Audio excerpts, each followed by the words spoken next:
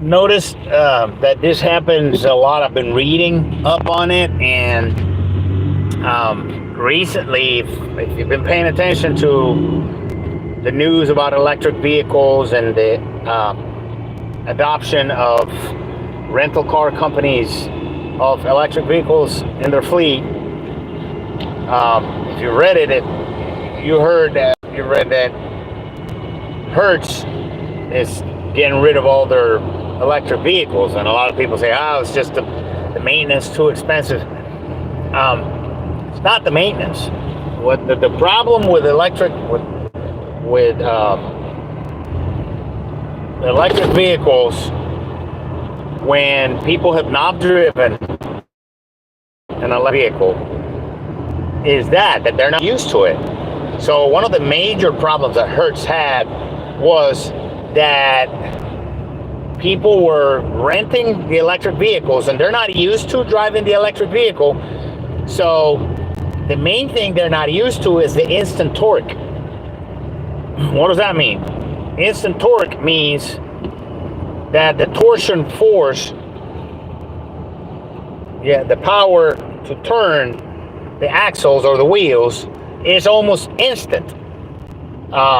When you're in an internal combustion powered vehicle, most cars that have a piston, or it's usually pistons, there are a few rotary engines out there, but they have an engine that burns fuel, some type of fuel, or expands it, like diesel, is that, say, gasoline car, you step on the gas, and it takes a minute.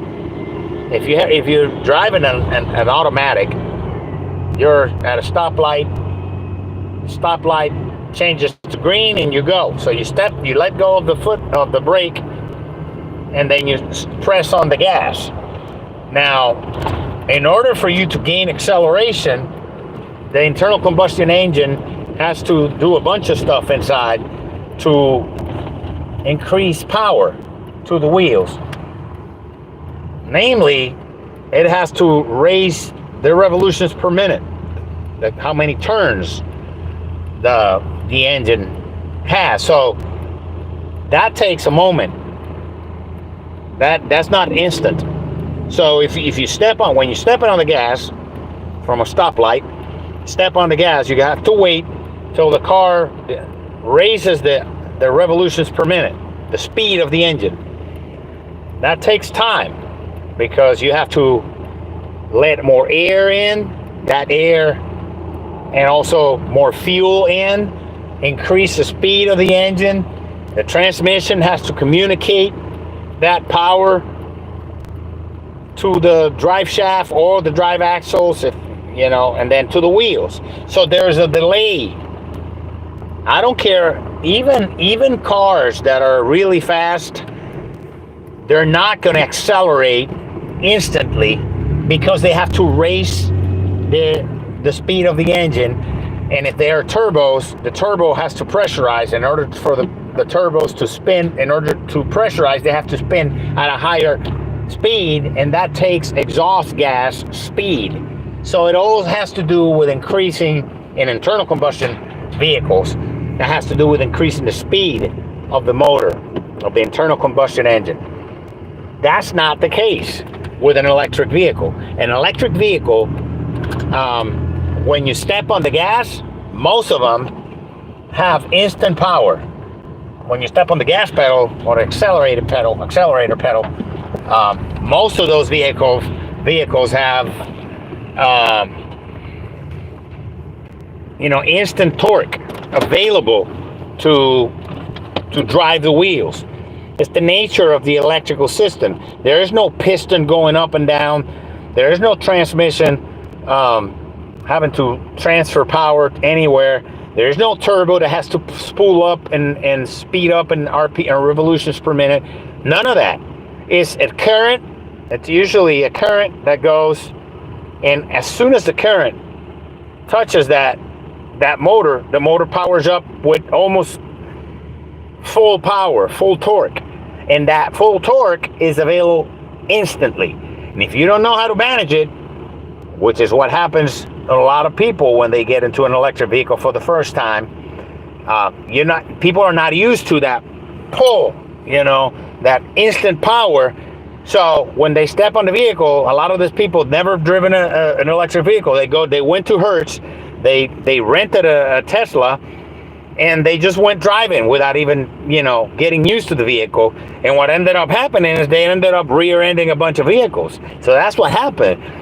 Hertz got stuck with the repairs on all these vehicles, because people were crashing the vehicles. And then Hertz, I don't know if Hertz keeps insurance on their cars, but I imagine that you don't want, because if you report if you don't fix it all, your insurance rates are going to go through the roof, and they're going to eat into your profit. So I don't know what their model of business is when it comes to Tesla and their vehicles and their insurance, but I do know that the major expense they were running into, it was fixing the cars that they rented to people, and people rear-end their other cars because they're not used to instant torque. So if you're going to rent an electric vehicle, if you're going to buy an electric vehicle, you have to prepare yourself that, hey, this drives different. And if you don't know how it drives, drive it around a little bit, okay? Because it drives completely different, and accelerates completely different than an internal combustion engine. And a lot of these cars also have the system where they have regenerative braking, meaning you can set it up on the electric vehicles where you can set it up so that whenever you let go of the accelerator, automatically the motors turned into generators. They reverse the polarity. I think that's how they do it. And then instead of being a motor, they use the momentum of the car to spin the motors, which have been turned into a generator, and that force, that magnetic field that's created there, slows down the car. It's like, I don't know if you've ever heard, whenever you got an alternator that you jump the car and the battery was dead, you'll see the alternator. That's what's happening in the tires. It's working, it's straining. So that strain, they use it to break the car, and at the same time use that momentum to recover some of the energy and recharge the battery a little. So it takes people a while to get used to how to drive a car, especially accelerating it.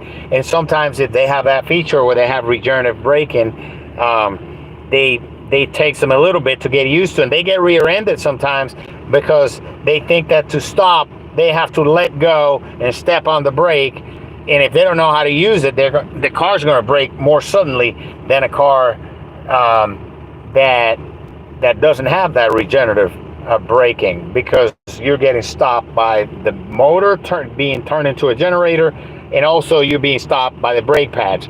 A lot of the electrical cars now that have regenerative braking, their brake pads last for a long time because they barely use them, because they can coast to a stop and all that stuff.